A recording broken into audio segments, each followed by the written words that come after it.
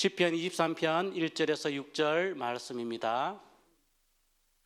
여호와는 나의 목자시니 내게 부족함이 없으리로다. 그가 나를 푸른 풀밭에 누이시며 쉴 만한 물가로 인도하시는도다. 내 영혼을 소생시키시고 자기 이름을 위하여 의의 길로 인도하시는도다. 내가 사망의 음침한 골짜기로 다닐지라도 해를 두려워하지 않을 것은 주께서 나와 함께 하심이라. 주의 지팡이와 막대기가 나를 안위하시나이다. 주께서 내 원수의 목전에서 내게 상을 차려주시고 기름을 내 머리에 부으셨으니 내 잔이 넘치나이다. 내 평생의 선하심과 인자하심이 반드시 나를 따르리니 내가 여호와의 집에 영원히 살리로다. 아멘. 할렐루야. 우리 뜨겁게 아멘 합니다. 할렐루야. 오늘 이 시간에도 하나님이 하늘 문을 여시고 여러분 한 분 한 분의 이름을 부르시고 맞추면 응답을 내려주셔서 하나님이 동행하는 복을 우리가 살아가면서 느끼게 하고 체험케 하고 간증케 하는 은혜들을 부어주실 줄 믿으시기를 축원합니다. 우리가 지난 시간에는 우리 황 목사님을 통해서 사탄의 여리고를 무너뜨리자라고 하는 말씀을 은혜 가운데에 깊이 받고 또 그 말씀을 한 주간 동안 적용하며 살아왔습니다. 그리고 그 앞전주에는 누가 나의 목자가 되는지에 대한 말씀을 생각했습니다. 오늘은 좀 다른 그런 이야기입니다. 여호와가 나의 목자가 되면은 과연 내 인생에는 어떤 역사가 일어날까? 여러분 기대하셔도 좋습니다. 특별히 오늘 정말 여호와가 목자라면 내 인생은 실제로 어떻게 달라지는가? 여러분 다윗은 이야기합니다. 여호와는 나의 목자시니 내게 부족함이 없으리로다. 여러분 이 고백은요 문제가 없는 사람이 한 게 아니에요. 문제가 차고 나면 문제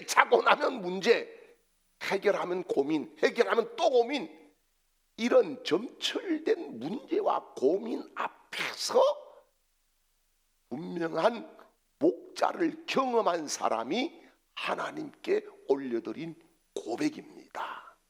자, 여러분 왜 여호와가 목자이면은 부족함이 없게 되는가라고 하는 것을 생각합니다. 오늘 본문 1절 말씀으로 돌아가 보지요. 1절에 보면은 여호와는 같이요 나의 목자시니 내게 부족함이 없으리로다. 아멘. 여기 부족함이 없다 하면은 여러분은 어떤 느낌을 가지세요? 어때요? 부족함 있어요. 부족한 게 천지빛깔이단 말이야.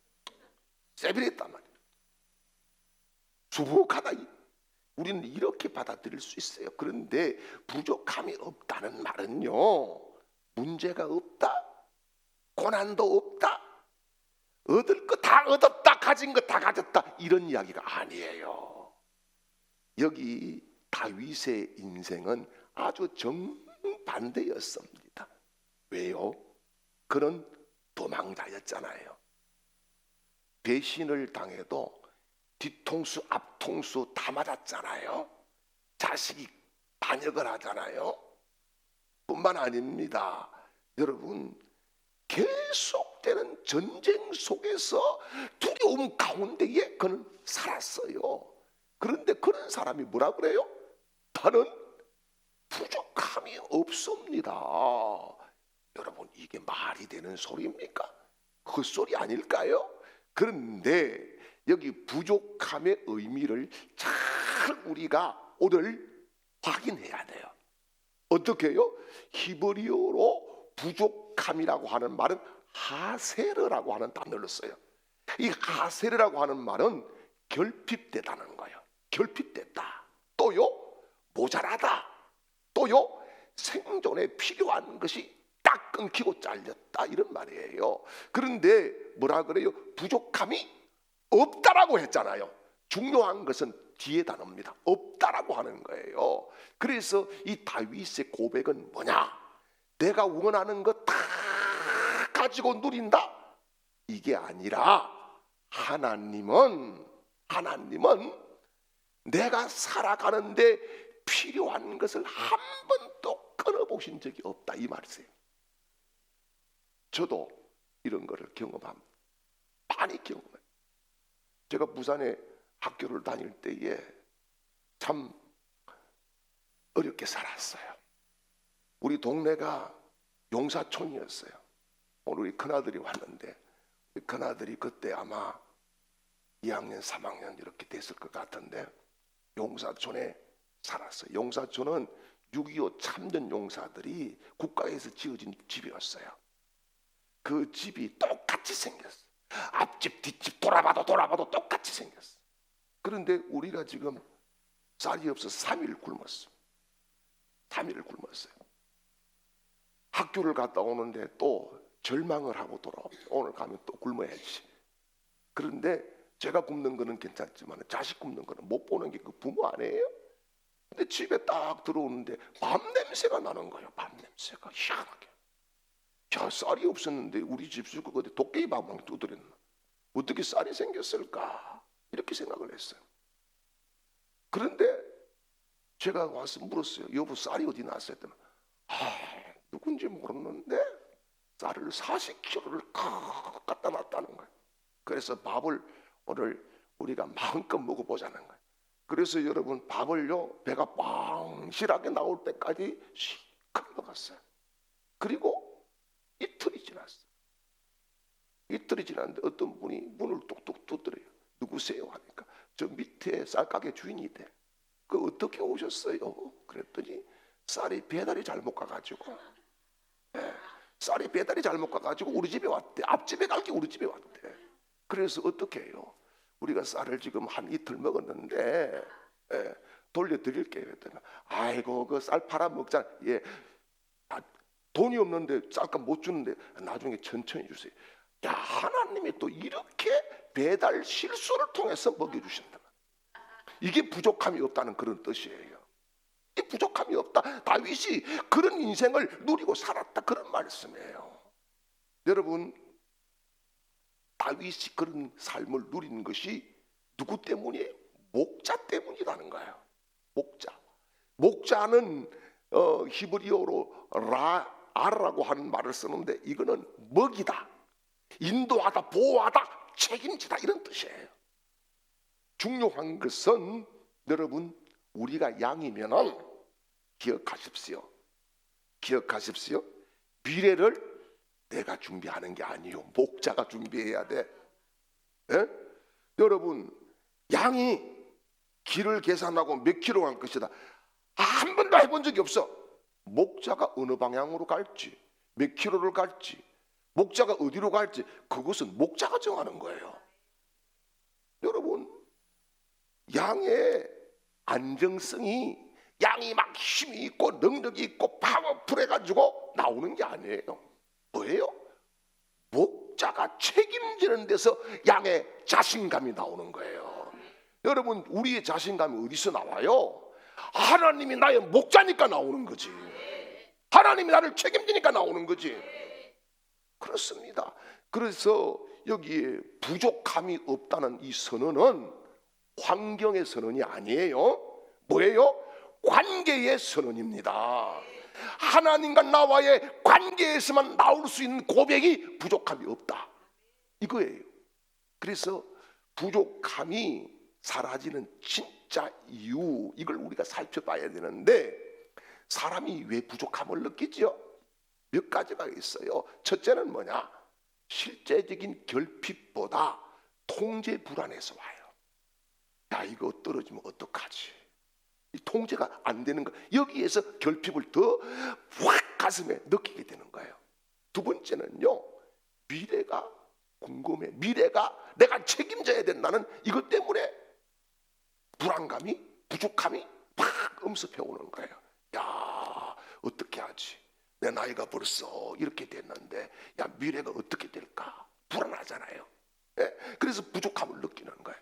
그 다음 세 번째는요, 결과를 내가 만들어야 된다는 이 긴장감이에요.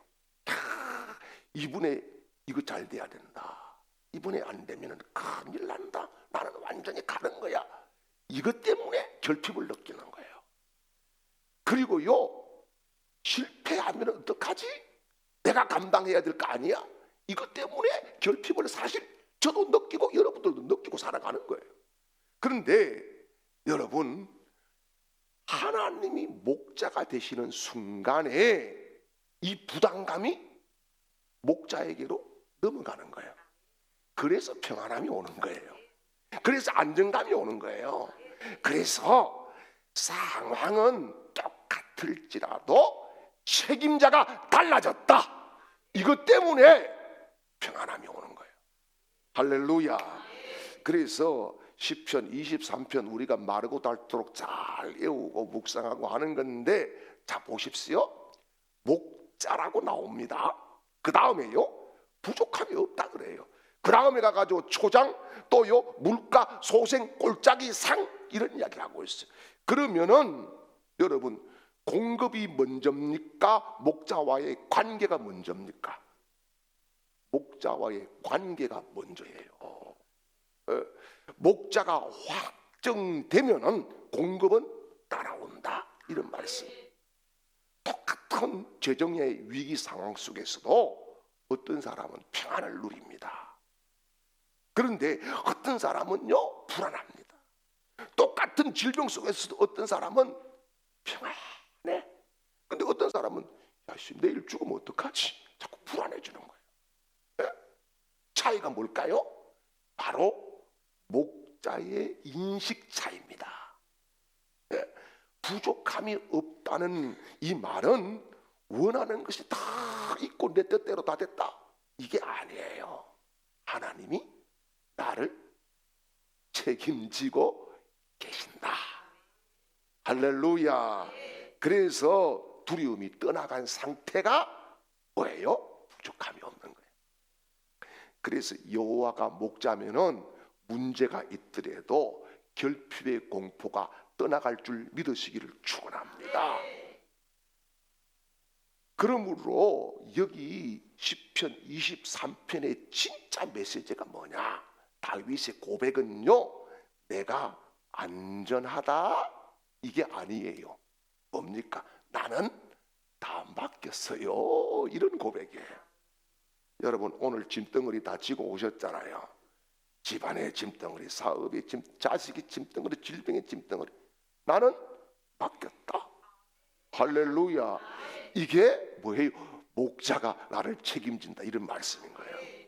여러분, 왜 그런데 목자가 책임지면서 오늘 4절로 들어가 봅시다. 내가 사망의 음침한 골짜기로 다닐지라도 해를 두려워하지 않을 것은 주께서 나와 함께 하십니다. 주의 지팡이와 막대기가 나를 안위하시나이다. 아멘. 자, 여러분, 목자라고 하면서 왜 사망의 음침한 골짜기로 우리를 데리고 가요? 말도 안 되지. 예? 여기에 질문이 생기는 건 맞잖아요. 그런데 말입니다. 이 사망의 골짜기의 실제 의미를 우리가 알아야 됩니다. 히브리어로 이 사망의 골짜기라고 하는 뜻은요, 죽음의 그림자, 극도로 위험한 상태, 생존의 위험 지역, 이런 뜻을 가지고 있어요. 자, 이것은 감정 표현이 아니라 팔레스타인의 실제적인 지형입니다. 무슨 말씀이냐? 이스라엘의 목자들이 말이지요, 여름이 되면은 양떼를 데리고 높은 산지 초원에 올라가야 됩니다. 왜냐?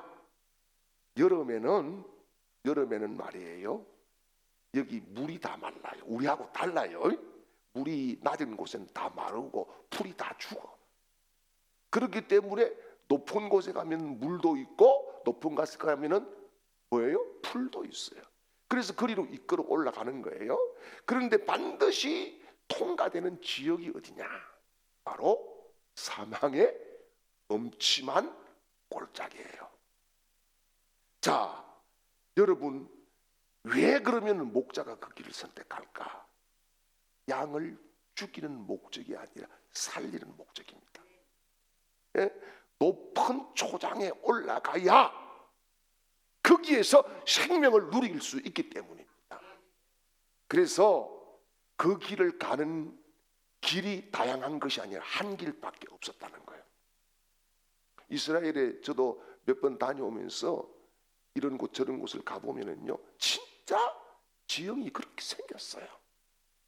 그래서 말이에요, 그 골짜기로 지나가면은 매복돼 있는 여러 짐승들이나 그들의 공격들을 받을 수밖에 없다는 거예요.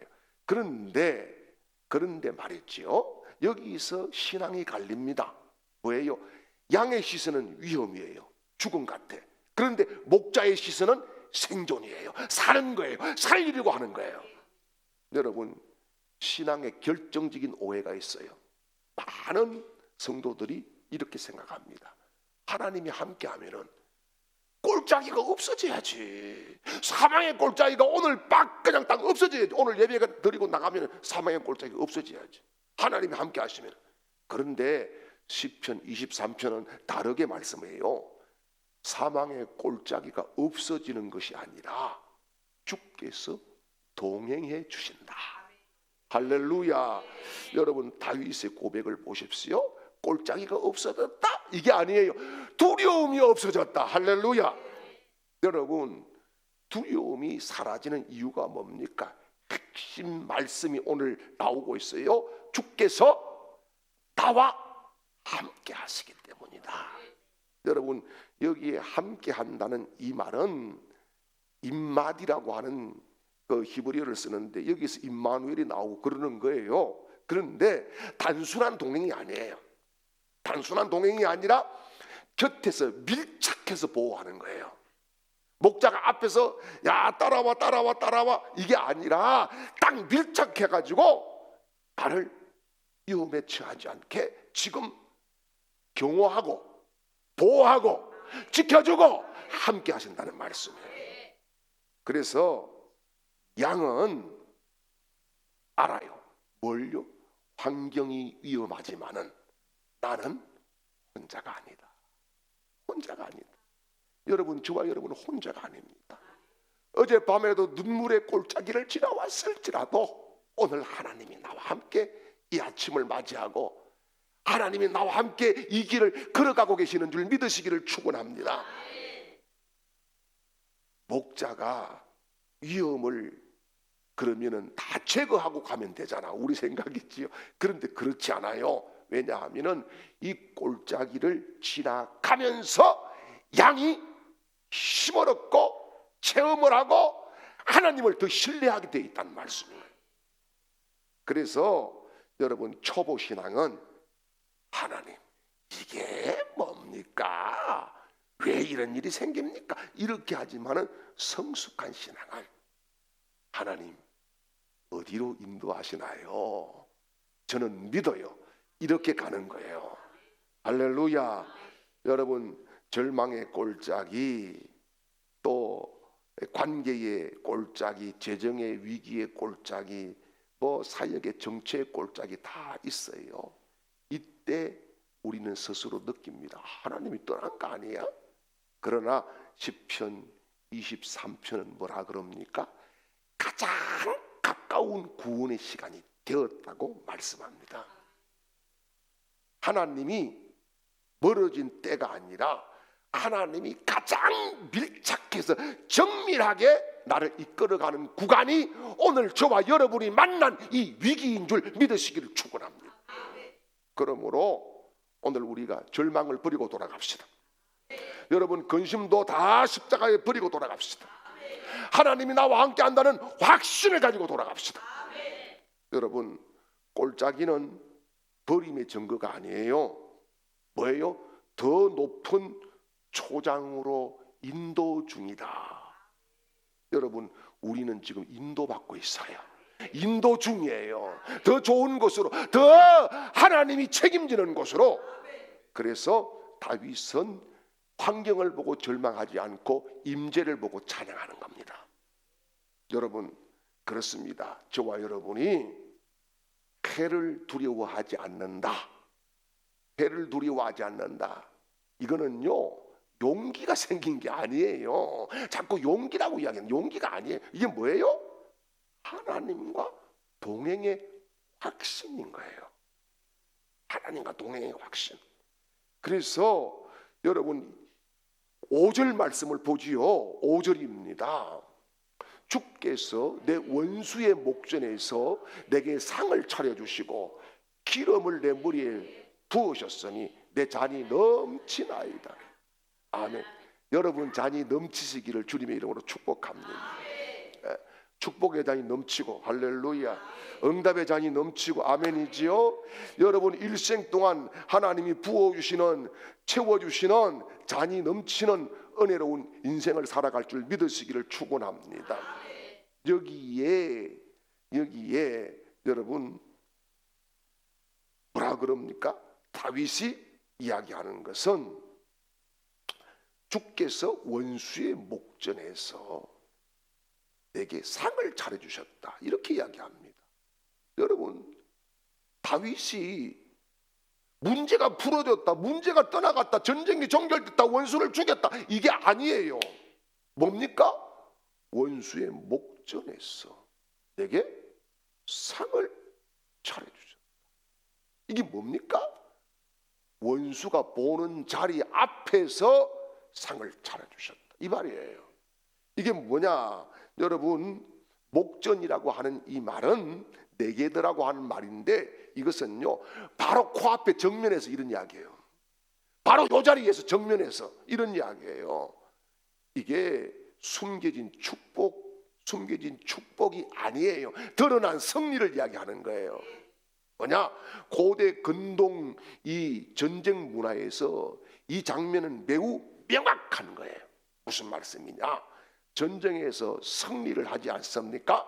승리를 딱 하면은 적군들이 다 보는 앞에서 성전에 잔치를 베푸는 거예요. 잔치를. 그래서 패배자는 서 있고 성자는 앉아서 뭐예요? 이제는 속국이 되겠습니다, 이렇게 절을 받고 잔치상을 배설하는 겁니다. 이게 뭡니까? 그러면은 이거는 단순히 밥 먹는 식사 자리가 아니에요. 뭐예요? 통치선언이에요.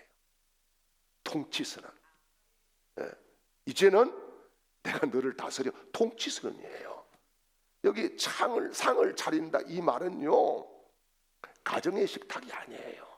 뭐예요? 왕의 식탁, 승리자의 식탁, 보호받는 자리를 뜻하는 겁니다. 즉 하나님은 양을 겨우 살려두는 것이 아니라 양을 승리의 자리에 앉혀주신다. 여러분, 그렇습니다. 시편 23편이 말하는 것은 원수는 지금 그대로 있어요. 그런데 원수가 굴복해. 그래서 내가 뭘 느껴? 평안을 느끼는 거예요. 진짜 승리가 뭡니까? 진짜 승리는요 적의 부재가 아니에요. 적을 그냥 초토화시키고 다 그냥 없애버리고, 그게 아니라 뭡니까? 두려움의 부재입니다. 두려움이 없어지는 거예요. 여러분, 오늘 예배를 드리고 저나 여러분이 두려움이 떠나갈 수 있기를 축복합니다. 원수가 있어요. 진짜 뭐 원수가 집안에도 있을 수 있잖아요. 그 전에 뭐 그런 게 있었잖아요. 할머니 할아버지 나와가지고 퀴즈 하는데 원수 여보라고 하는 이 단어가 나와야 되는데 당신과 나의 사이에 내가 뭐라고 불러 하니까 왜 왼수야 이렇게 이야기했다잖아요. 원수는 많이 있을 수 있어. 또 혹시 또 목사가 원수 너무 새겼다고 생각하는 사람들도 있을 수 있어요. 원수 그거 중요한 게 아니야. 하나님이 나와 함께 하는 게 중요한 거지. 할렐루야. 그래서 여러분, 하나님이 잔치상을 지금 마련하고 계신다. 아멘이지요. 그리고 여기에 기름을 부었다 그러잖아요. 여러분, 기름을 머리에 부었는데 여기에 부었다는 것은 풍성히 적시다, 혹은 존귀하게 만들다, 넘치게 하셨다, 이런 말이에요. 이 팔레스타인에 잔치 풍습이 있어요. 그게 뭐냐? 귀한 손님이 오면은 환영을 합니다. 환영을 하는데 향유를 부어요. 향유를 부어요. 그래서 이것은 환영 이상의 의미를 가지고 있어요. 그게 뭐냐? 선택, 존귀, 보호, 이런 선언인 거예요. 그래서 하나님은 양을 단순히 보호하는 것이 아니라 존귀하게 세우실 줄 믿습니다. 여러분은 존귀한 사람입니다. 우리 옆 사람과 한번 축복해요. 당신은 존귀한 분이에요. 당신은 하나님이 세우신 분이에요. 할렐루야. 들판에 목동으로 살아왔던 다윗이 이스라엘의 왕이 되잖아요. 이게 뭐예요? 존귀하게 하나님이 만들어 주신 것입니다. 할렐루야. 그리고 뭐라 그래요? 내 잔이 넘치나이다 그랬어요. 여기에 잔은 코스라고 하는 말인데 삶의 분량을 의미해요. 하나님이 맡기신 영역을 의미해요. 넘친다는 것은 가득 차 흘러 넘치는 것을 의미해요. 그래서 여기의 핵심이 뭐냐? 다윗이 잔이 채워졌다 하지 않고 넘친다고 외칩니다. 왜 넘칩니까? 공급의 기준이 내가 아니고 하나님이기 때문에. 하나님은 창조자이기 때문에. 하나님은 나를 책임지는 분이기 때문에. 여러분, 사람이 채우면 계산을 합니다. 그러나 하나님이 채우면 계산이 없어요.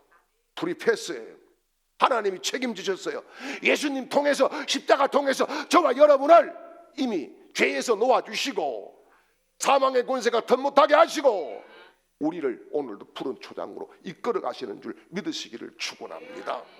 그래서 성도의 인생에도 원수가 있지.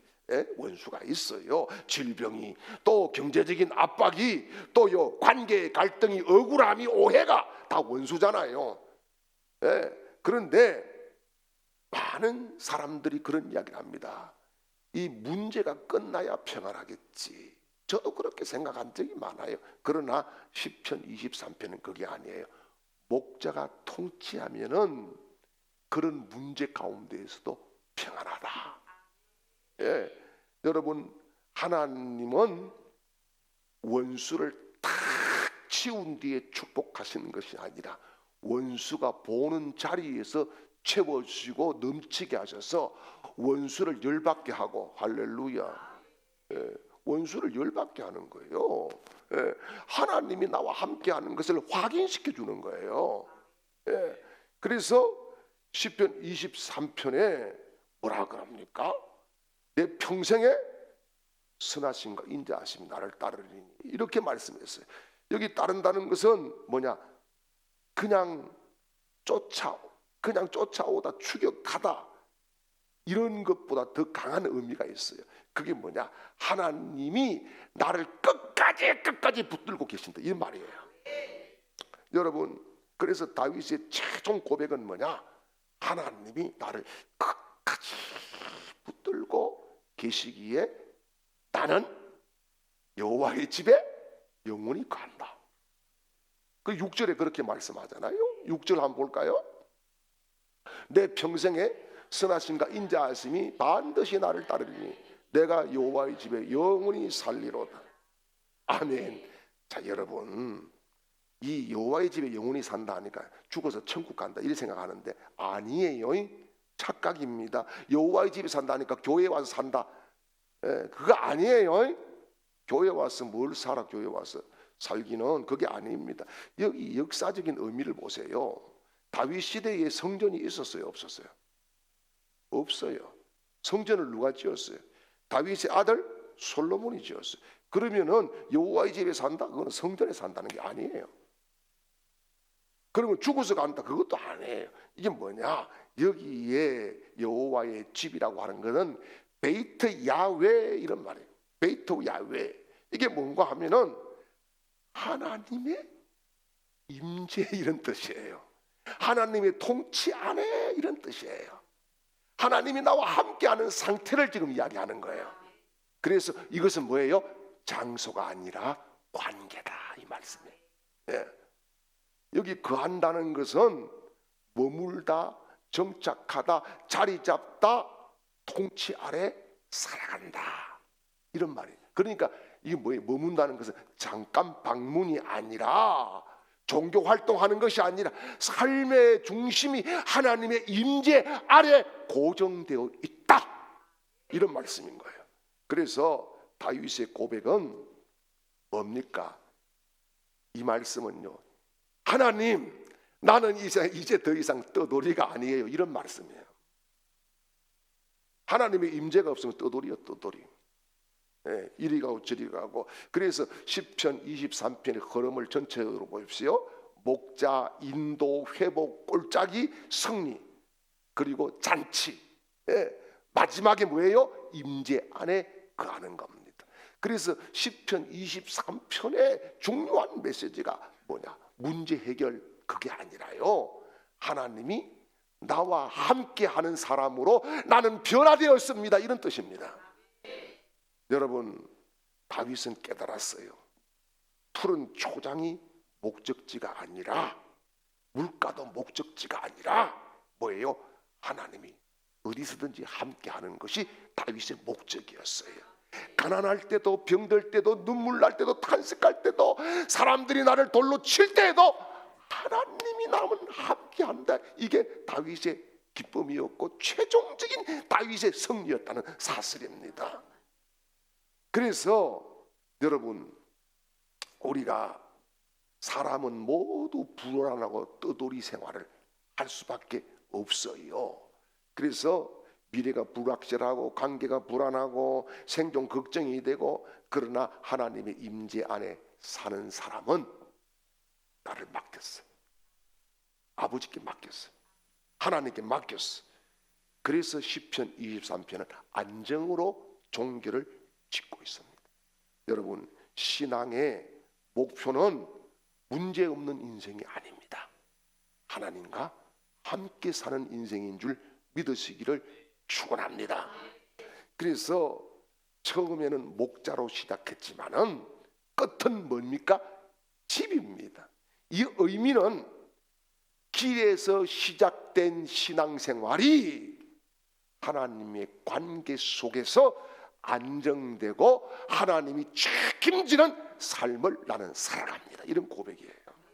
사랑하는 여러분, 여호와가 목자이면은 인생 광야에서 시작해서 하나님의 임재 안에서 승리하고, 하나님의 임재로 말미암아 원수의 목전에서 상을 차려주시는 기적들을 경험할 줄 믿으시기를 축원합니다. 오늘도 우리를 대속해 주신 우리 주 예수 그리스도의 은혜와 하나님 아버지의 놀라우신 사랑하심과 성령의 역사 위로 충만 교통 내조하심이 여호와를 섬기며 다윗처럼 두려워하지 않고 잔이 넘치는 저들의 삶의 주인공 되기를 소원하는 사랑하는 성도들 심령 위에, 주광교회 위에 지금부터 영원토록 함께 하시기를 축원하옵나이다.